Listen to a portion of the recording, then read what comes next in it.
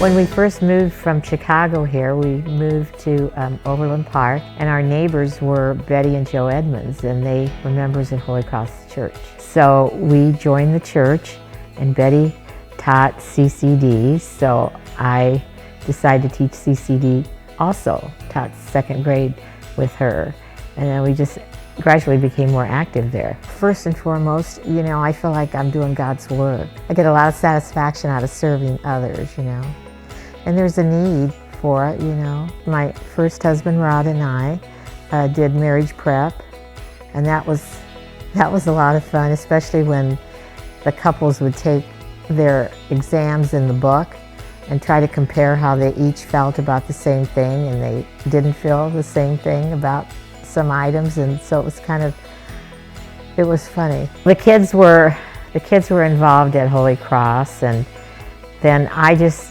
gradually became involved in the women's organization. Then my friend Margie Foley and I decided we were going to invite some of our best friends to make a circle. So we formed a new circle called St. Teresa's, and it gradually grew. We had like 50-some members at one point. As this circle grew, then we would put on events at Holy Cross, and we did a tea, and there would be like 200 plus people there, and we'd get a speaker and have a nice tea for the ladies.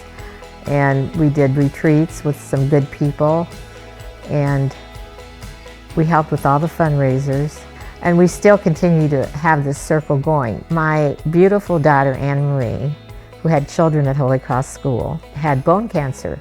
So after a lingering 5 years, she died. But meantime, Holy Cross School, the parents were so kind to that family. They would bring meals to her, and they were so supportive to that family.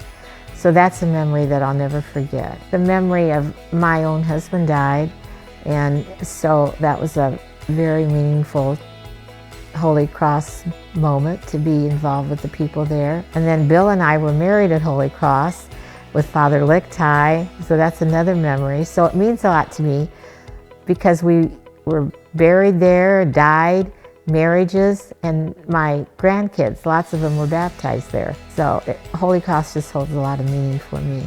It is my life, really, now. Lots of my friends are from Holy Cross. I just really love Holy Cross. I just couldn't believe it when he called me. There's so many people that work so hard at Holy Cross, and I just didn't feel like I was deserving of it. I'm very honored by it, but I just didn't feel deserving. My faith is so important to me. I grew up in the faith.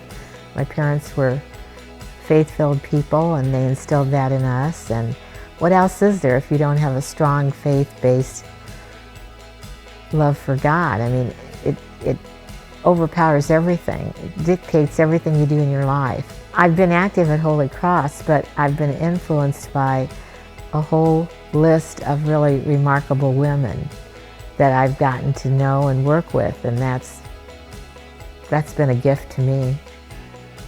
I think we have a lot of remarkable parishioners.